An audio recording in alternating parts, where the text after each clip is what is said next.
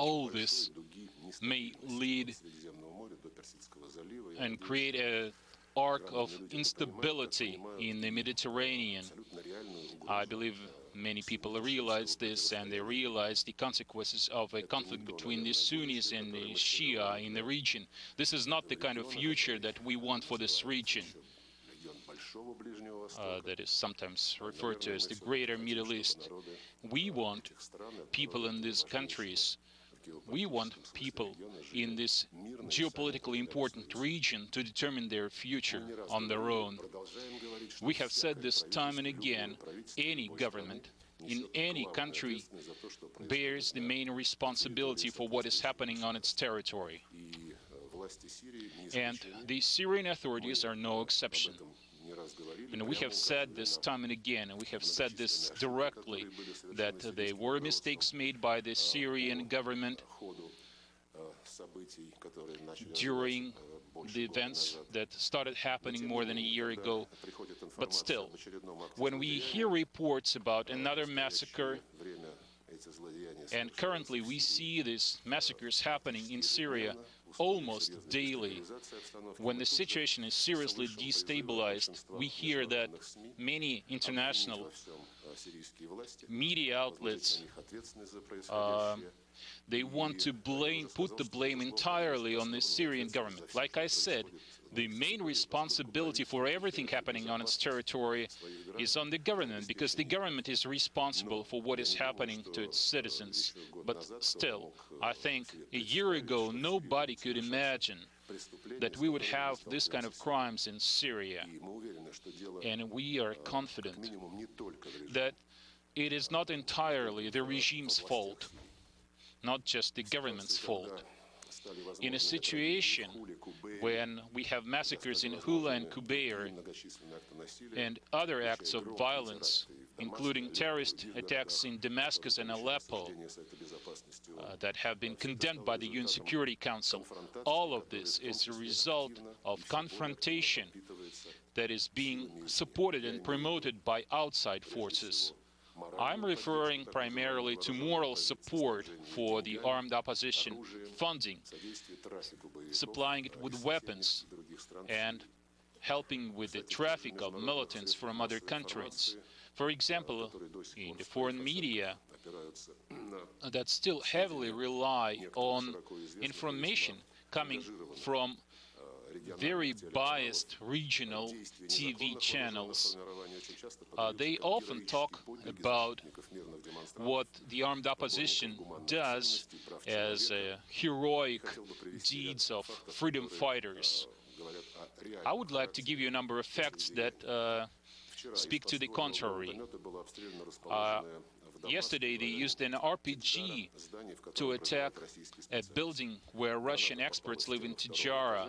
The grenade hit the second floor and the building was damaged. Fortunately, nobody was injured, but this is not the first case when our buildings are fired upon in Syria. There was a similar situation last fall when Stroytransgaz building in Homs was attacked. And today, in the western part of Damascus, a bus with Russian experts was fired upon. A few days ago, there were media reports about clashes in Al-Hef near Lataka. When the militants of the Free Syrian Army tried to overtake this territory, they destroyed 2 ambulances. If you look at the statistics from the very beginning of events in Syria, 34 doctors have been killed, 42 medical workers were heavily wounded, some were killed together with their families. 24 hospitals have been attacked and ransacked. About 200 ambulances were damaged in the process. Whom are these people fighting with? Doctors, civilians? In the past, people in Syria were not killed for religious reasons, but today sectarian violence has become commonplace. dozens of Christians have suffered, and many of them have now to leave the country where the ancestors have been living for centuries. Churches are attacked with RPGs and other small arms, including the famous monastery in Sydney, where they have an icon that supposedly was produced by Apostle Luke. People from various confessions have been going there to worship a piece of a sash worn by Mary, by Virgin Mary. We know a lot of cases where the opposition forces have been persecuting people who are known to sympathize with the Syrian government. They would use explosive devices to attack their houses, kill their relatives, kidnap their relatives, extortion money. I won't go into details. I won't to give you any specific names or specific places where this happened. Now, a few words about the way the militants treat journalists. For example, those who sympathize with them. A day before yesterday, a British correspondent of Channel 4 News, Alex Thompson, was reported. He said what happened to him in the Syrian city of Qusair, close to the Lebanese border. He went to see militants there, and later he and his driver, who also functioned as his translator, and two other journalists, they were on their way back.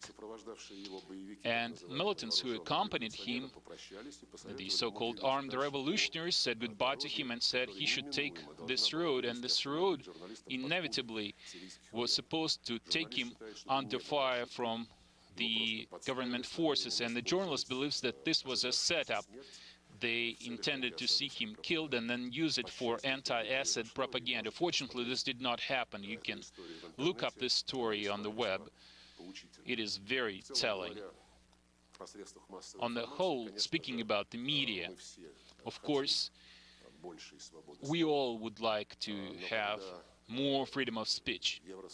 But when we see the European Union or the Arab League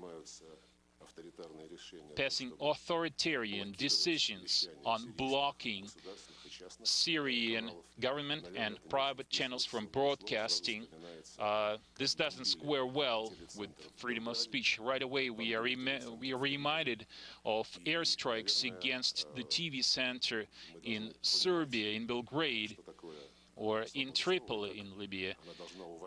We should all be on the same page regarding the freedom of speech and how it should be respected by the international community, and how important it is to ensure access to information, no matter what kind of information it is.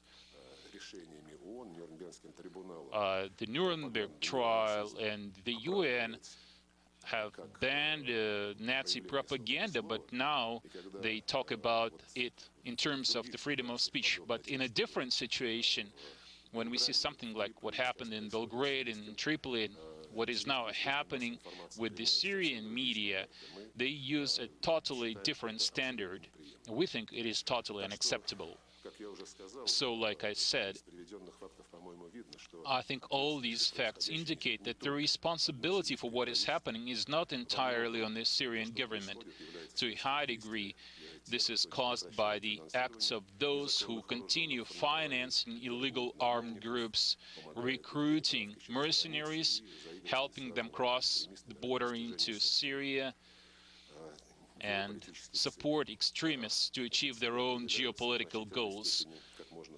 And we can tell that some of these goals have to do with sectarian influence. We are very concerned about the spread of terrorist networks in Syria.